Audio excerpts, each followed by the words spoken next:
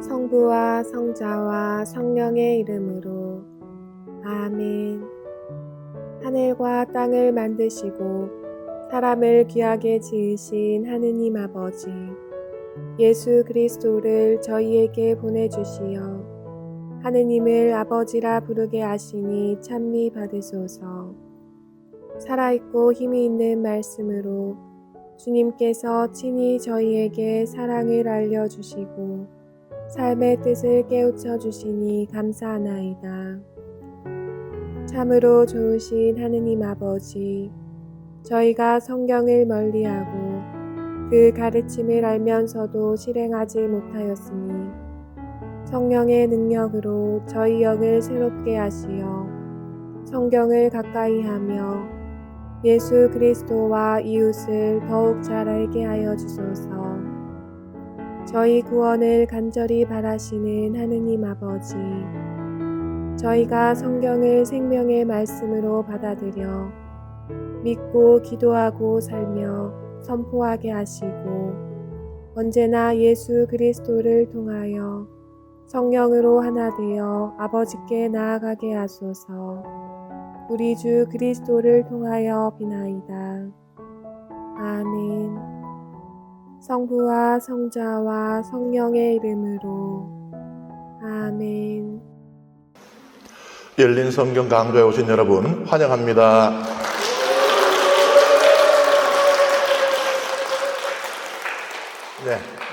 시간이 참 빨리 지나갑니다. 어느덧 2025년 마지막 열린 성경 강좌입니다. 한 해 동안 열린 성경 강좌와 함께 해주신 여러분께 감사드립니다. 오늘은 바오로 사도가 이제 마케도니아와 그리스로 가는 장면부터 함께 읽어보겠습니다. 그 소동이 가라앉은 뒤에 바오로는 제자들을 불러오게 하여 그들을 격려한 다음 작별 인사를 하고 마케도니아로 가려고 길을 떠났다. 바오로는 그곳 지방들을 거쳐가는 동안에 신자들을 여러 가지 말로 격려하면서 그리스까지 갔다. 거기에서 석 달을 지낸 뒤에 배를 타고 시리아로 가려고 하였지만 유다인들이 그를 해칠 음모를 꾸몄으므로 마케도니아를 거쳐 돌아가기로 결정하였다. 베로이아 사람 피로스의 아들 소파테르, 데살로니가 사람 아리스타르코스와 세쿤두스, 데르베 사람 가이오스, 티모테오, 아시아 사람 티키코스와 트로피모스가 바오로와 동행하였다. 이들은 트로아스에 먼저 가서 우리를 기다렸고 우리는 무교절이 지난 뒤에 필리삐에서 배를 타고 닷새만에 트로아스에 있는 그들과 합류하여 그곳에서 이래 동안 지냈다. 외국 사람 이름이 많이 나와서 읽는데 조금 불편함이 있죠? 네, 여기 보면은 우리라는 표현이 나오는데 이게 중요합니다. 우리라 그러면은 지금 사도행전의 저자가 저기 있다는 이야기거든요. 그러니까 자기가 직접 목격한 것을 생생히 정언하고 있다는 이야기입니다. 그러니까 말하자면은 카드라 통신이라고 왜 그러죠? 카드라 통신이 아니라는 겁니다. 신뢰할 만하다는 것입니다. 이 사도행전의 저자가 지금 무엇을 정언하고자 하느냐? 에페소에서 큰 위기를 바오로 사도가 겪었었거든요. 그런데 그러면은 어떨 것 같아요? 위험하구나. 무서워. 고향으로 돌아가야지. 보통 그렇게 생각할 수 있잖아요. 그런데도 바오로 사도의 이 복음을 향한 이 열정은 꺾이지 않았다는 것을 지금 정언하는 거예요. 그러니까 사실은 마케도니아 그리스에서 얼마나 많은 사람에게 복음을 전하고 얼마나 많은 사람에게 세례를 베풀고 보다도 그곳에 갔다는 자체가 대단한 겁니다. 이미. 바오로 사도는 자신이 이 박해의 표적이 되어서 생명의 위험을 느끼는 상황인데도 다른 사람들을 격려합니다. 그러니까 지금 바오로가 에페소를 떠나서 마케도니아 그리스로 가는 거는 에페소에 있다가는 죽겠구나, 도망가야지, 도망치는 게 아닌 거예요. 다른 목적이 있다는 거죠. 무슨 목적일까? 이제 우리는 사도행전의 끝부분을 향해서 나아가거든요. 사도행전은 어디서 끝납니까? 당시 세상의 중심, 로마. 이제 바오로 사도의 로마를 향한 여정이 시작되고 있는 거예요. 마케도니아와 그리스. 성경에 근데 사도행전에 보면은 그리스라고도 나오고 아카이아라고도 나와요. 같은 곳이에요. 근데 이제 사실 정식 그러니까 로마 제국에 다 속해 있었잖아요. 로마 제국에 이런 지방 저런 지방들인데 그 정식 명칭은 아카이아예요. 근데 우리는 아카이아라는 말 잘 못 들어봤죠. 대중들이 쓰던 말이 그리스고 정식 명칭은 아카이아인 것입니다. 이때 바오로 사도와 동행한 사람들, 외국 사람 이름이 쭉 나오잖아요. 이 사람들은 누구냐? 바오로 사도의 동료일까요? 제자일까요? 제자들이에요. 왜냐하면 당시 관습이 옛날에는 여행이 위험해요. 지금도 사실 위험해요. 그 여행 갔다가 무슨 안 좋은 일을 당할 수도 있고 사고도 일어날 수 있고 그런데 고대에는 정말 위험천만한 일이었던 거예요. 강도들의 아주 그냥 이 타겟이 되기 딱 좋았고 그리고 지금처럼 치안이 그래도 웬만한 우리가 여행 가는 나라든 잘 돼 있고 도로도 잘 돼 있고 차도 잘 만들어내고 이제 이런 여건이 아니니까 그래서 스승이 여행을 떠나면은 제자들이 따라가는 게 관례였어요. 스승을 지키기 위해서. 그래서 지금 바오로 사도를 동행하고 있는 애들은 아마 바오로 사도의 제자들이었으리라고 추정이 됩니다. 그런데 여기 보면은 사람 이름 쪽 나오잖아요. 사람 이름 쪽 보면은 요 몇 명이에요? 둘, 셋, 넷, 다섯, 여섯, 7명이죠. 사실 바오로 사도를 지금 그 사도행전의 저자 우리는 루카가 썼다라고 알고 있죠. 우리라 그러잖아요. 그러면 루카도 따라갔다는 얘기거든요. 근데 루카 자기 이름도 없어요. 그건 뭐예요? 바오로 사도를 동행한 그 제자들은 사실 7명보다 더 많았다는 이야기입니다. 그런데 왜 7명만 여기 써놨겠어요? 성경에서 7이라는 숫자, 완전수, 그런 겁니다. 그래서 이들은 이 완전수를 가지고 무엇을 이야기하느냐? 전부 외국 사람이죠. 유다 사람이 아니잖아요. 그죠? 그건 뭐예요? 완전수 7로서 이 사람들은 이방교회 전체를 대표하는 겁니다. 이 여행은 지금 여기는 보면 아주 간략하게 마케도니아로 갔고 그리스로 갔고 이렇게 나오잖아요. 요게 코린토인들에게 보낸 둘째 편지에 보면은 상세하게 이 여정이 나와 있습니다. 그런데 이 여정이 원래 계획한 게 아니에요. 바오로 사도의 첫 번째 그 계획은 뭐였는가 하면은 지금 이게 보면 육로로 이동을 하고 있잖아요. 그런데 해로를 이동하는 게 원래 계획이었어요. 해로가 훨씬 빠르거든요. 육지를 막 산 넘고 강 건너서 이렇게 가는 거 하고 그냥 100길로 쭉 가는 거 하고 100길이 훨씬 빠릅니다. 그러니까 처음에 계획은 빨리 해로를 이용해서 빨리 예루살렘에 돌아가는 게 바오로의 원래 계획이었어요. 언제까지? 파스카 축제 전까지. 그랬으면은 딱 예수님하고 아주 팔자가 똑같을 뻔했어요. 예수님이 파스카 때 잡혀서 돌아가시잖아요.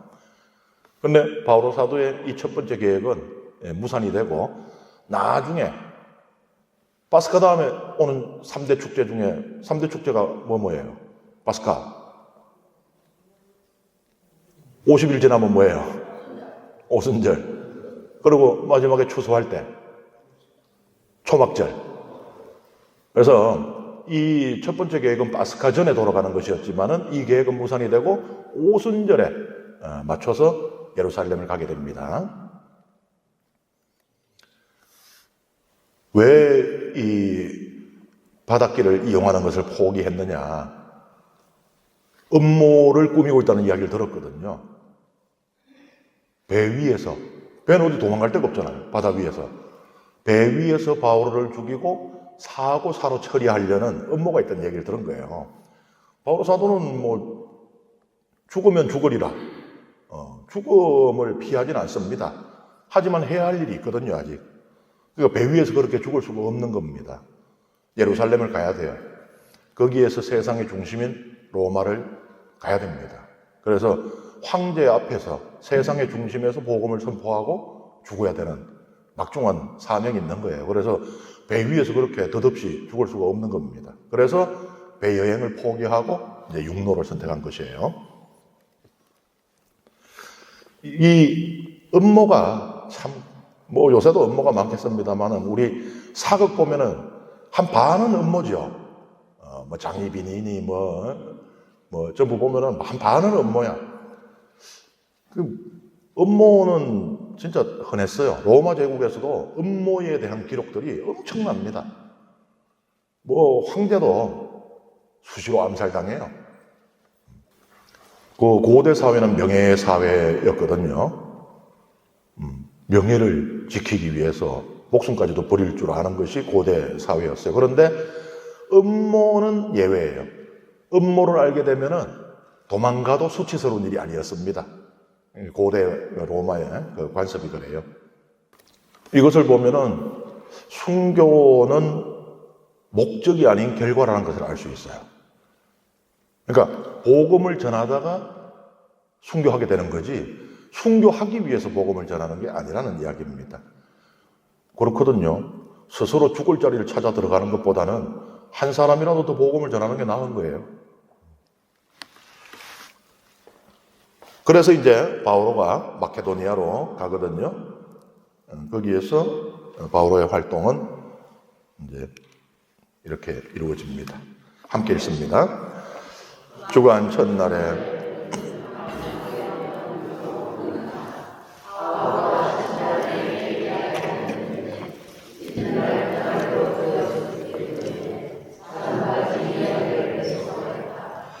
우리가 모여있던 위층방에는 등불이 많이 켜져 있었다.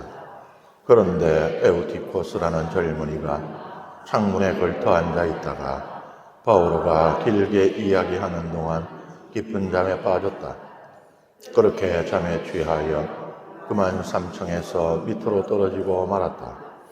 사람들이 일으켜보니 이미 죽어 있었다. 바오로가 내려가 에우티코스에게 엎드려 그를 끌어안고 걱정하지들 마십시오. 살았습니다. 하고 말하였다.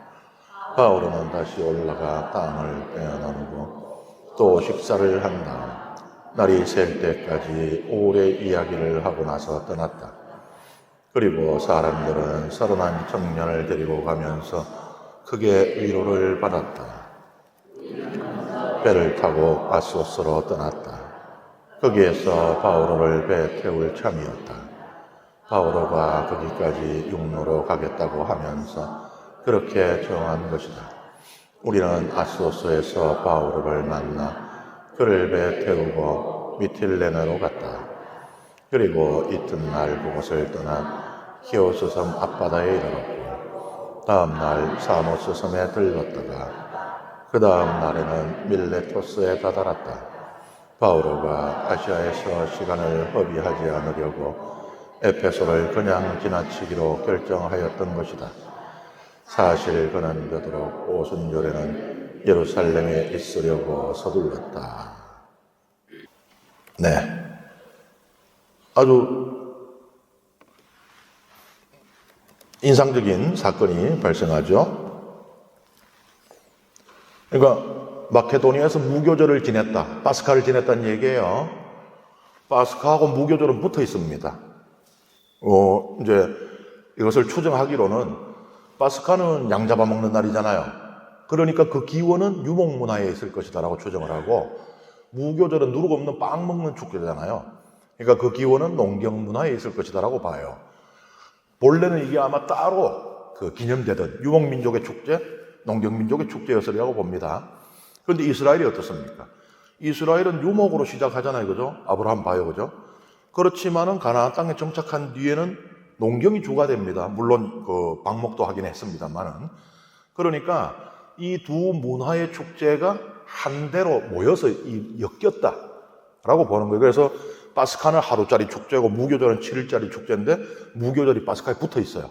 이게 두 축제가 결합됐다라고 이제 이렇게 보는 것인데 그러니까 본래 계획은 파스카를 예루살렘에서 지내는 게 계획이었지만 계획이 틀어지면서 마케도니아에서 파스카를 지내게 되었다는 이야기입니다.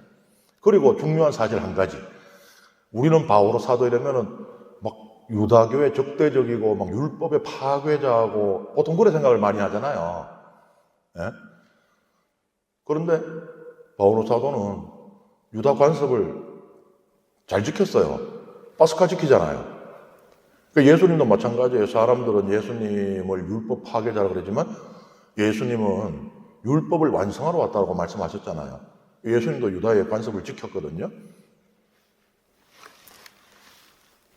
예수님하고 바오로 사도가 이제 평행 이론이 나오는 거예요.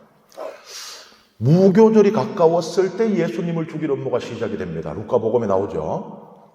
그런데 베드로 사도도 무교절에 체포가 돼요. 이제 바오로 사도도 무교절부터 이제 바오로 사도의 그 고난의 연대기가 시작이 되는 겁니다. 그리고 여기 보면은 위청방이라고 나오잖아요. 예수님이 최후의 만찬을 어디서 거행하셨다 그래요? 다락방, 그 위청방이에요. 그러니까 지금 힌트를 주고 있습니다. 무교절을 언급하는 거, 무교절 언급 안 해도 되잖아요. 근데 언급하는 거. 그 다음에 위청방이라고 하는 거, 바오로 사도의 순환이 이제 시작되려고 합니다라고 여러분들에게 힌트를 주는 거예요. 이 힌트를 주는데 이걸 못 알아차리면 서운하겠죠? 눈치 없으면 인간도 아니라는데 눈치채야 됩니다. 위청방. 요 왼쪽에 있는 요게 예루살렘에 있는 그 예수님께서 최후의 만찬을 거행하셨다고 하는 위청방입니다. 뭐 오른쪽에 그림, 최후의 만찬 그림은 우리가 너무나 잘 알고 있잖아요.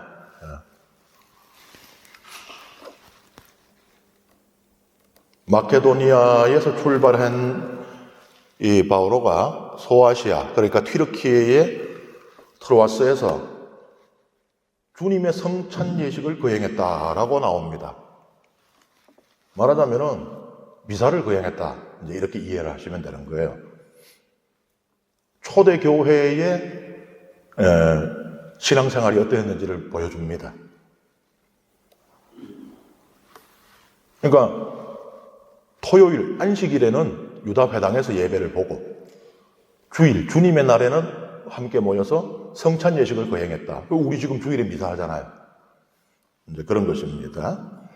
그런데 이 성찬 예식이 어떻게 구성이 되느냐 하면은 거기에는 설교가 있어요. 강론이 있어요. 그 다음에 기도가 있어요. 그리고 성찬예를 거행합니다. 이거 뭐예요? 미사의 두 부분. 말씀 전례, 성찬 전례. 그러니까 우리 이 미사가 그냥 뜬금없이 그냥 어느 날, 그냥 미사 한번 이래 해보면 어떨까? 뭐 이래 나온 게 아니라는 거예요. 교회 전통 안에서 발전해 온 것입니다. 이제 트로아스를 떠나기 전날, 바오로 사도가 신앙교육을 하는데 이제 떠나야 되잖아요. 그리고 자기가 예상하기로는 아마 이제 다시 못 올 겁니다. 이제 예루살렘 가면 거기서 이제 잡혀서 로마까지 이제 호송이 되고 이제 뭐 구체적으로 그런 것까지는 뭐 정확하게 예상하지 못한다 하더라도 자기의 이제 신변에 문제가 생길 거는 이미 예상할 수가 있는 거예요. 그러니까 이제 이거 다시 못 올 겁니다. 그래서 잘 시간이 없어요. 그냥 밤새 하나라도 더 일러주기 위해서 신앙생활에 대해서 교육을 합니다. 그때 사건이 일어나죠. 에우티코스. 이름이 무슨 뜻인지 행운이란 뜻이 행운. 그 삼층에서 떨어져 죽은 게 행운인가? 아니면은 떨어져 죽었는데도 다시 살아난 게 행운인가?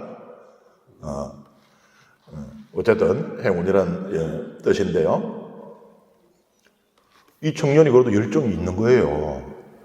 사람이 꽉 차가 자리가 없으니까 창틀에라도 기대 앉아가지고 들으려고 했던 그런 열정이 있는 사람입니다. 그 예수님 시대 즈음에 그 유명했던 그 대랍비 둘이 힐렐하고 샴마이가 있거든요. 그 중에 힐렐이, 이 랍비가 그렇게 가난했답니다. 그래서 이 힐렐이 이 율법을 학교에서 배우거든요. 회당이 학교였어요. 근데 돈을, 월사금을 못 내잖아요.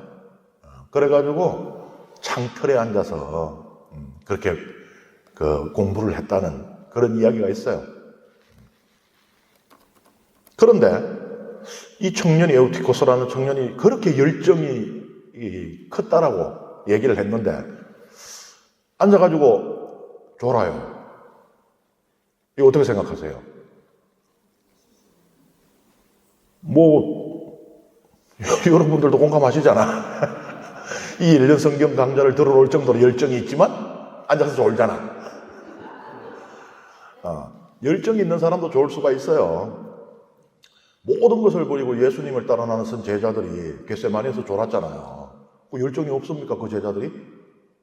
집도 절도 다 가족이고 다 버리고 떠났는데 열정이 있는 사람도 졸 수 있어요. 이 청년은 왜 졸게 되었느냐?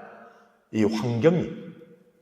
그러니까 이 방에 등불을 많이 켜놨단 말이에요. 옛날에 형광등이 없으니까 등불로 이제 그 조명을 하는 거예요. 근데 이게 보면 성경에 보면은 등불을 막 한두 개 켠 게 아니고 방 가득히 켰다고 돼 있거든요.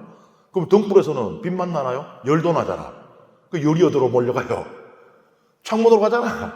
그러니까는 우리 왜 옛날에 어릴 때 성당, 그때는 전부 마룻바닥이었죠. 그리고 성당 중간중간에 이제 그 난로가 있었잖아요. 그래서 그 먼저 가서 그 옆에 앉으려고 막 그래 했잖아요. 그러면 어떻게 해요? 옆에서 뜨끈하게 오면은 신부님 강론식 한번 되면 저절로 그냥 눈이 감기고 고개가 그냥 떨어지고 이랬잖아요. 그 생각하면 되는 거예요. 너무 듣고 싶은데 계속 뜨거운 열기가 훅 밀려오니까는 자기도 모르는 사이에 잠들게 된 것입니다. 그래서 사도행전은 이 청년을 부정적으로 평가하잖아요. 감히 베드로, 바오로 사도께서 귀한 말씀을 하시는데 졸았다, 뭐 이런 식으로 평가하지 않습니다. 그냥 담담하게 그런 사건이 일어났다라 그래요. 어떻게 감당하기 어려운 불가항력적인 상황이니까.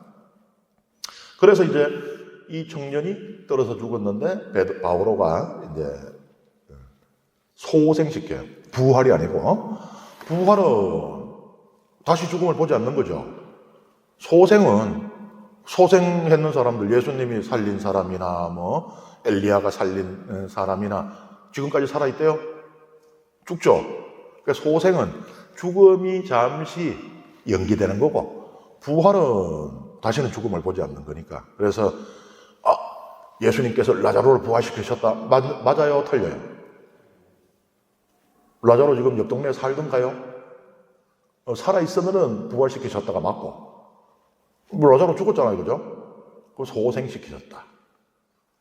회당장 야이로의 딸을 부활시키셨다, 소생시키셨다. 소생시키셨다. 그렇습니다. 그런데 여기서 바오로는 보면은 뭐 이 청년을 살리기 위해서 어떤 기도를 하지 않습니다. 그리고 이 사도들이 주로 할 때 어떻게 해요? 주 예수 그리스도 이름으로 명하노니 일어서라 뭐 이런 식이잖아요. 근데 여기서 예수님 이름도 안 부릅니다. 그런데 바오로 사도의 행위를 보면은 떠오르는 인물들이 있는 거예요. 이게 바오로 사도가 보면은 엎드려 그를 끌어안고, 그 뭐예요? 죽어서 누워있는 청년 위에 자기의 몸을 이렇게 겹쳤다는 이야기잖아요. 이거 어디서 본 듯 하지 않아요? 구약 성경에서? 열왕기에서? 엘리사를 떠오르게 하죠. 그리고 이 사람을 만지는 데는 예수님께서 나인 과부의 아들을 소생시킬 때도 만지죠. 또 그거하고도 뭐 좀 연관이 될 수도 있고요. 그리고 바오로 사도 우리가 이미 읽었던 사도행전 9장에 보면은 이 야포의 타비타라는 여예언자를 소생시킨 그 베드로 사도의 행위도 떠오르게 해요. 그러니까 바오로 사도는 항상 바오로 사도를 따라다녔던 어떤 그 모함이라고 할까, 폄훼라고 할까, 이런 것들은 어떤 게 있었겠어요? 사도의 제일 중요한 조건, 예수님의 목격 증인. 그러니까 예수님을 실제로 뵙고 그분의 말씀을 직접 듣고 했는 이거잖아요. 바오로 사도는 그걸 못했죠. 그러니까 말하자면 바오로 사도의 핸디캡이 그 부분이 되는 겁니다. 정통성이 없는, 넌 정통 사도가 아니지 않느냐. 그래서 보면은 재밌어요.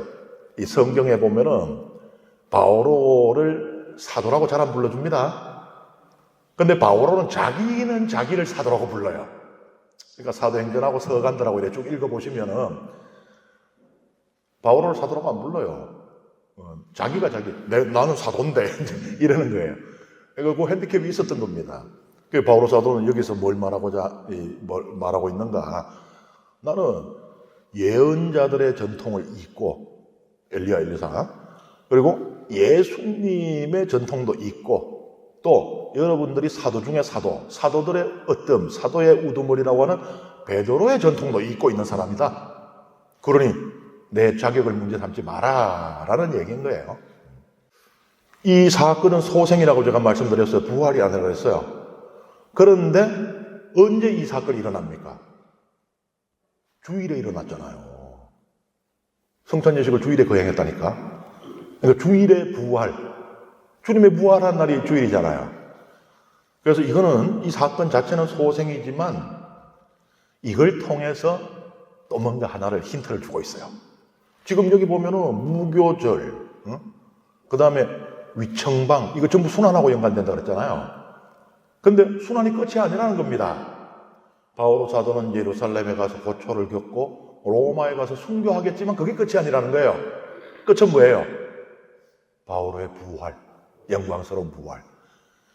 보세요. 이미 사도행전은요, 바오로 사도가 죽는 것으로 끝이 나죠? 안 죽어요. 함정에 걸려들으셨네. 바오로 사도가 로마에서 재판을 기다리는 장면으로 끝이 납니다. 바오로 사도의 죽음을 기록하지 않아요. 그 사도행전에는 바오로의 죽음이 없습니다. 대신에 사도행전에는 뭐가 있느냐? 바오로의 부활이 들어있는 거예요, 지금. 그러니까 사도행전은 구성이 재밌잖아요. 보통 우리가 보면은 이야기가 끝날 때 그러잖아요. 옛날 옛적, 호랑이 담배 피던 시절에 쭉 하다가 마지막에 끝날 때 어떻게 끝나요? 그래서 복받고 선하게 살다가 엊그저께 죽어서 어제 장례를 치렀다더라. 이제 이래 끝나야 되거든. 근데 여기는 바오로 사도의 죽음이 안 나와요. 사도행전은. 그러니까 사도행전은 죽음을 생각하도록 하는 책이 아닌 거예요. 부활을 바라보도록 하는 책입니다. 이제 바오로 사도는 바빠요. 이미 파스카는 놓쳤고 이제 오순절까지라도 예루살렘을 이제 가려고. 그래서 이제 에페소는 그냥 패스합니다. 그런데 조금 이상할 수 있어요. 강의, 중간중간에 나오는 이제 바오로 사도의 선교 지도를 보시면 알겠지만은, 빨리 가려면 배를 타야 되잖아요. 그럼 배 타기에는 에페소가 더 가깝단 말이에요. 그리고 에페소는 아시아에서 가장 큰 항구가 있었습니다. 그런데 바쁘다면서 에페소를 그냥 지나치네? 왜 그러냐? 학자들이 연구해 보니까 이미 바오로 사도 시대에는 이 항구가 제기능을 못했어요. 왜냐하면은 이제 퇴적토가 계속 흘러내려올 거 아니에요. 강물을 따라가지고. 이게 퇴적이 너무 심하게 진행이 돼가지고 배들이 들어갈 수가 없는 겁니다. 배가 그냥 모래톱에 다 얹히는 거예요. 그래서 이 바오로 사도 시대에는 에페소 항구는 거의 제기능을 못했고, 그래서 아시아에서 가장 큰 항구였지만 한때는 그걸 그냥 지나친 거예요. 오순절, 파스카 때도 가려고 했지만 그 오순절을 왜 그렇게 중요하게 생각하느냐? 이 순례 축제 때 예루살렘에 사람이 제일 많이 모이잖아요. 순례를 와야 되는 축제니까. 예수님도 파스카 축제를 지내러 예루살렘에 가셨을 정도잖아요. 그죠? 그러니까 그 많은 사람들에게 복음을 선포하기 위해서 그래서 이제 가려고 했던 것으로 보여요. 참고로 여기 보면은 성찬 예식이 밤에 거행이 되죠, 그죠? 초대 교회는 말하자면 저녁 미사를 했던 겁니다. 그런데 밤에 모이는 거, 요새는 불야성, 불금, 밤에 모이는 게 너무나 자연스럽고, 또 낮엔 전부 다 바쁘니까 밤에 모여야 되잖아요. 놀려면은, 뭘 하려면은. 그런데 고대 이 지중해권에서는요, 밤에 모이는 것은 굉장히 부정적으로 봤습니다. 음모를 꾸미는 자들이나 모이는 거지. 야, 해 떨어지면 사람이 자야지요. 해 떨어진 뒤에 모이는 것들은 정상이 아니야. 이제 이런 인식이 있었거든요. 그래서 정치적인 음모를 꾸미기 위해서 모인다든지, 혹은 인신공양 같은 그런 사악한 짓을, 사람들 눈에 띄면은, 그 애기 제물로 바쳐오다가 사람들 눈에 띄면은 돌 맞아 죽을 거 아니에요. 그러니까 밤중에 저 어색한데 몰래 모여서 한다든지, 아니면은 문란한 성적 행위를 한다든지, 그러니까 밤에 누가 모였다 하다 그러면은 정치적 음모거나, 아니면은 사악한 행위를 하거나, 아니면은 문란한 성적 행위를 하거나, 이런 걸로 생각을 했던 겁니다. 그런데 사도행전은 이 밤이 그러한 밤이 아니라고 말을 하고 있어요. 여기 보면은 등불을 잔뜩 켜놨다 그랬잖아요. 그러니까 밤인데 어둠이 없는 거예요. 빛이 있는 겁니다. 밤인데. 그리고 왜 하필 이 청년이 떨어졌다 죽었다가 살아났냐. 밤은 죽음하고 연관이 된다고 했잖아요. 정치적 음모든지 아니면은 인신공양이든지. 그런데 이 밤은 생명을 살리는 밤. 그러니까 믿는 이들의 밤은 이러하다는 겁니다. 우리 신앙인들의 밤은 죽음의 시간이 아니고 어두운 시간이 아니라는 거예요. 그걸 또 말하고 있습니다. 그 다음에 이제 바오로 사도가 고별 인사를 해요. 이제 예루살렘 가면은 아마 거의 못 올 겁니다. 그죠? 그러니까 이제 작별 인사를 하는 겁니다. 함께 했습니다. 바오로는 밀레토스에서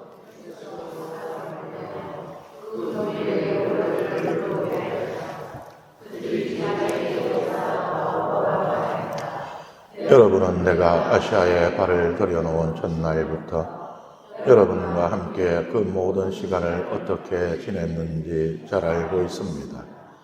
나는 유다인들의 음모로 여러 시련을 겪고 눈물을 흘리며 아주 겸손히 주님을 섬겼습니다. 그리고 유익한 것이면 무엇 하나 빼놓지 않고 회중 앞에서 또 개인 집에서 여러분에게 알려주고 가르쳤습니다. 나는 유다인들과 그리스인들에게 회개하여 하나님께 돌아오고 우리 주 예수님을 믿어야 한다고 증언하였습니다. 그런데 이제 나는 성령께 사로잡혀 예루살렘으로 가고 있습니다. 거기에서 나에게 무슨 일이 닥칠지 나는 모릅니다. 다만 두옥과 환난이 나를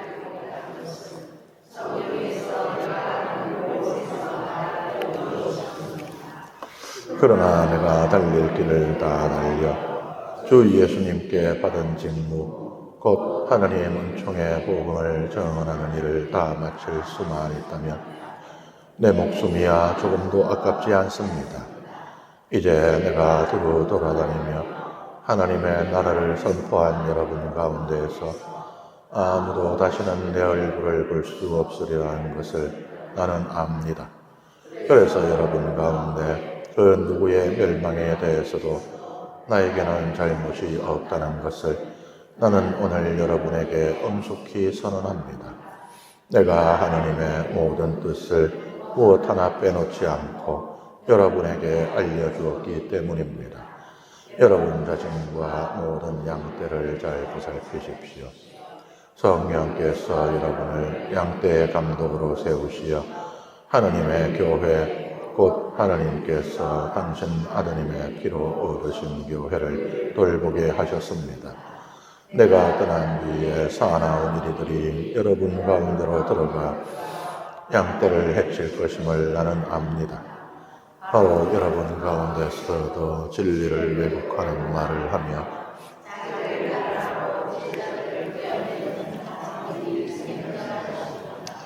그러니 내가 3년 동안 밤낮 쉬지 않고 여러분 한 사람 한 사람을 눈물로 타이른 것을 명심하며 늘 깨어 있으십시오. 이제 나는 하나님과 그분 은총의 말씀에 여러분을 맡깁니다. 그 말씀은 여러분을 굳건히 세울 수 있고 더 거룩하게 된 모든 이와 함께 상속재산을 차지하도록 여러분에게 그것을 나누어 줄 수 있습니다. 나는 누구의 은이나 금이나 옷을 탐낼 일이 없습니다. 나와 내 일행에 필요한 것을 이 두 손으로 장만하였다는 사실을 여러분 자신이 잘 알고 있습니다. 나는 모든 면에서 여러분에게 본을 보였습니다. 그렇게 애써 일하고 약한 이들을 거두어주고 주는 것이 받는 것보다 더 행복하다고 신이 되신 주 예수님의 말씀을 명심하라는 것입니다. 바울은 이렇게 말하고 나서 무릎을 꿇고 그들과 함께 기도하였다. 그들은 모두 흐느껴 울면서 바울의 목을 껴안고 입을 맞추었다. 다시는 자기 얼굴을 볼 수 없으리라고 한 바울의 말에 마음이 매우 아팠던 것이다. 그들은 바울을 배양까지 배웅하였다. 네. 작별의 순간은 항상 슬프죠. 요새도 이제 3년 혹은 4년 동안 본당에 계시다가 신부님 떠나실 때 우는 경우들 있죠. 네. 뭐 다시 못 볼 것도 아닌데. 그런데 바오로 사도는 하물며 이제 본인이 순환을 이미 예감했으니까 이제 다시는 못 보게 되는. 그러니까는 그 이별이 얼마나 슬펐겠어요. 그래서 이제 마지막 말을 남기는데 이게 뭐 고별 연설 같잖아요, 그죠? 구약에 보면은 이제 유언을 남기는데 이 고별 연설의 형태로 남깁니다. 뭐 야곱도 그렇고요, 모세도 그렇고 요수아, 사무엘, 다윗. 그러니까 이래 그냥 들어보면 우리가 일반적으로 생각하고 있는 그런 유언이 아니에요. 고별 연설 같아요. 그런 형식으로 유언을 했던 겁니다. 그러니까 여기에서도 바오로 사도는 이 성경의 전통을 따르고 있는 거예요. 고별사가 구성되는 그 요소들이 있는데 이제 과거를 쭉 돌이켜 봐요. 아, 내가 어린 시절 주님께 예언자로 불림을 받아서 뭐 이런 일을 했고 저런 일을 했고 쭉 합니다. 그리고 주님께 감사드려요. 주님께서 돌아보니 모든 것이 은혜였네. 주님 감사합니다. 하고 그 다음에 이제 후계자를 위한 이제 축복. 그러니까 주님, 제 후계자를 이렇게 맡깁니다. 이제 이렇게 하는 거예요. 이게 이제 구약 성경의 전형적인 고별사거든요. 이 지금 사도행전은 그 형식을 거의 지금 따르고 있는 거예요. 그 고별사를 한다는 건 뭐예요? 이제는 못 온다 소리지. 이제는 순교가 가까워진다는 이야기예요.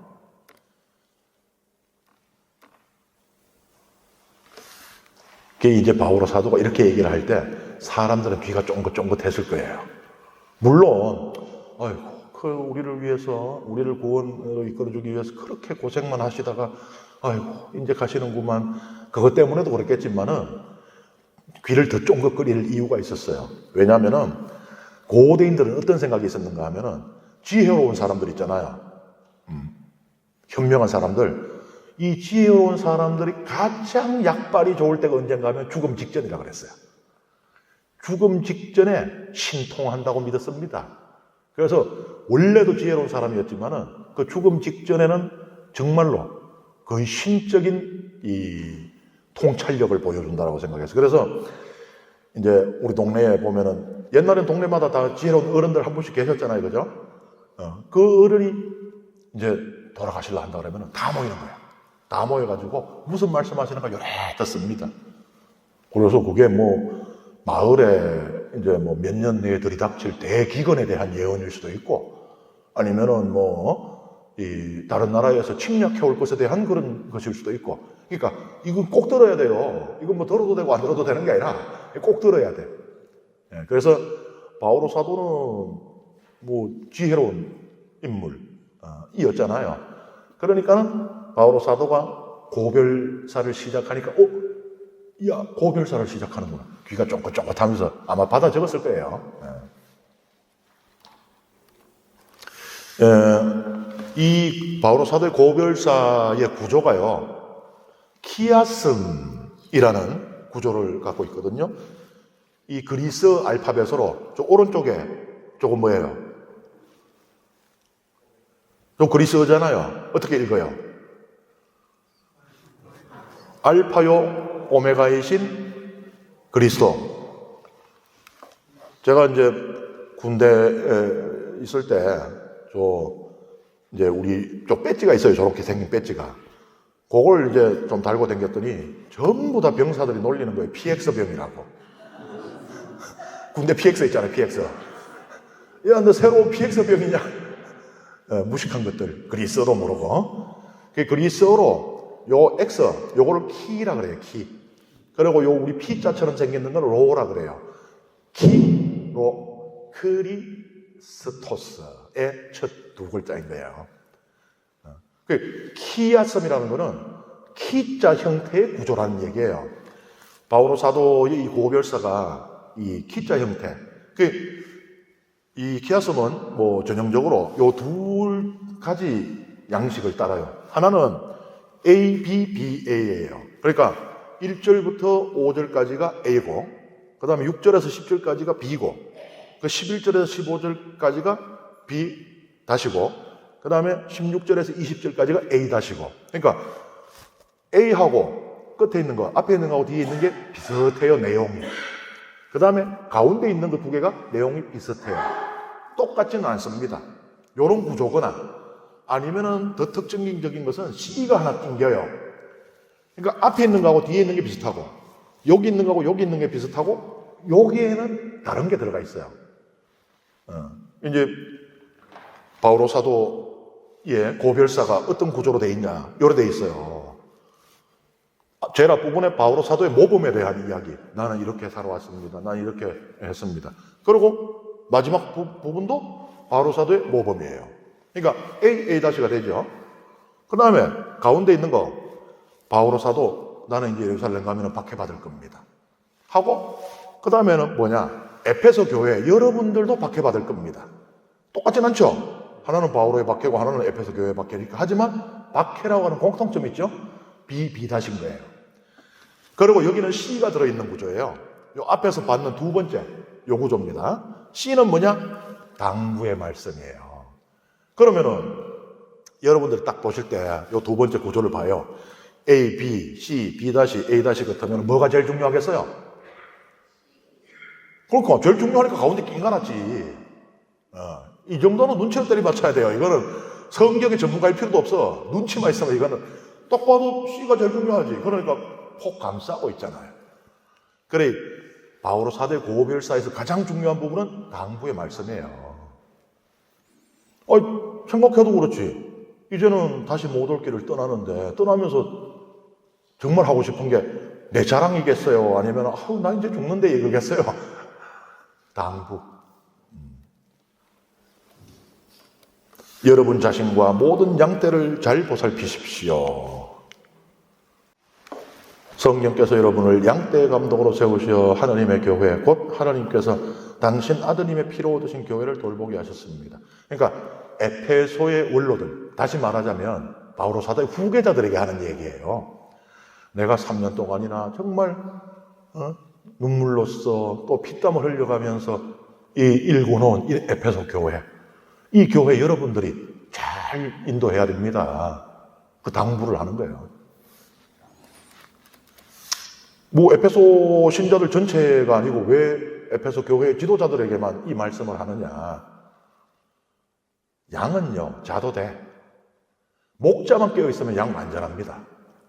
근데 목자가 잠들면 양떼는 이제 큰일 나는 거예요. 그러니까 이 신앙의 지도자들이 그렇게 중요한 겁니다.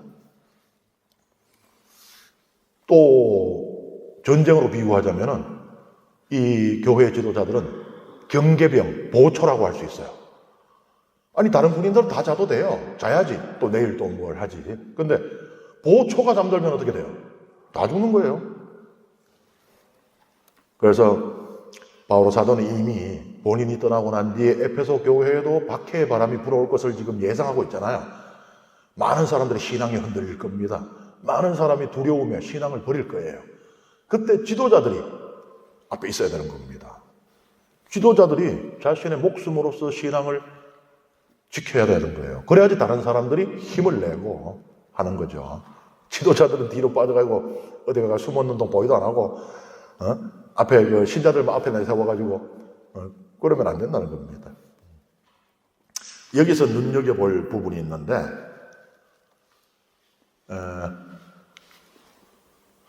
회개하여 하나님께 돌아오고 우리 주 예수님을 믿어야 한다. 회개하고 믿음이 연결되고 있어요.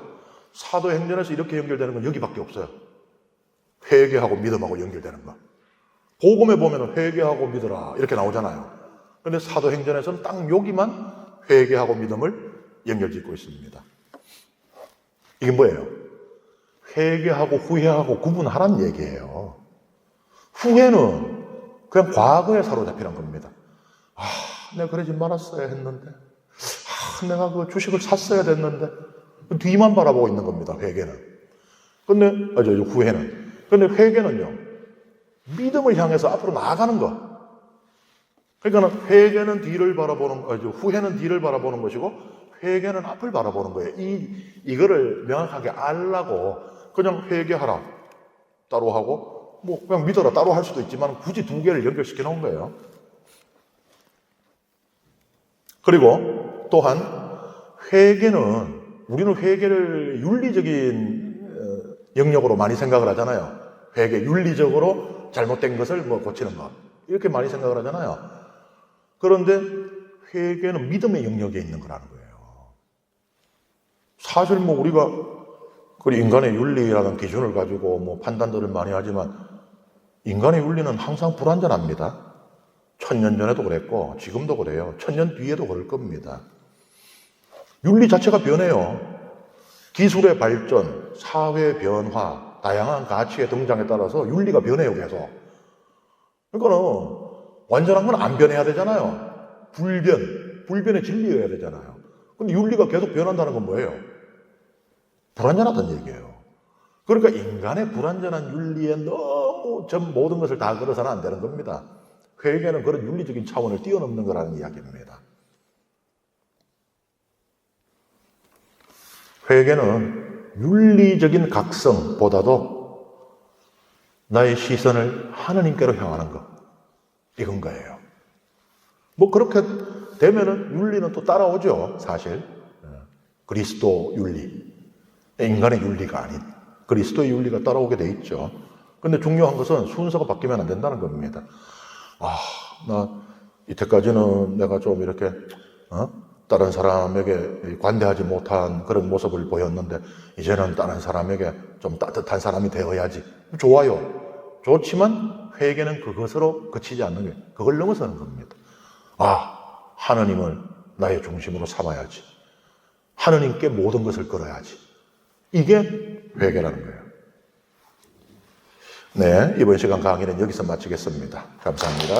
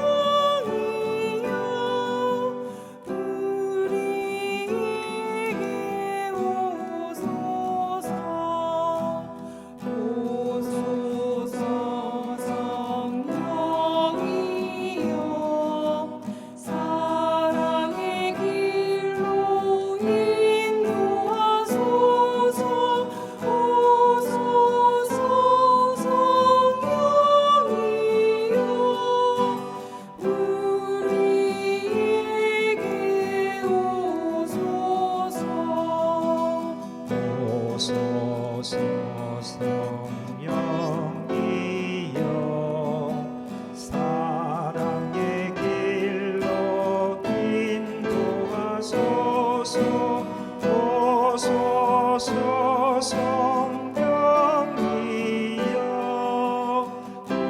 우리에게 오소서 성령이여 사랑의 길로 인도하소서 오소서 성령이여 우리에게 오소서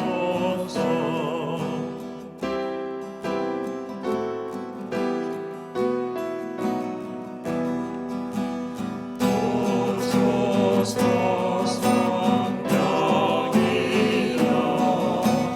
사랑의 길로 인도하소서 오소서 성령이여 우리에게 오소서 오소서 성령이여 사랑의 길로 인도하소서 오소서 성령이여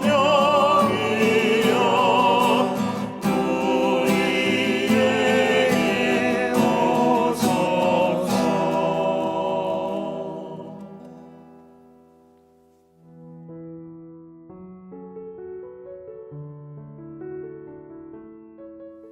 성부와 성자와 성령의 이름으로 아멘. 영광이 성부와 성자와 성령께 처음과 같이 이제와 항상 영원히 아멘. 성부와 성자와 성령의 이름으로 아멘.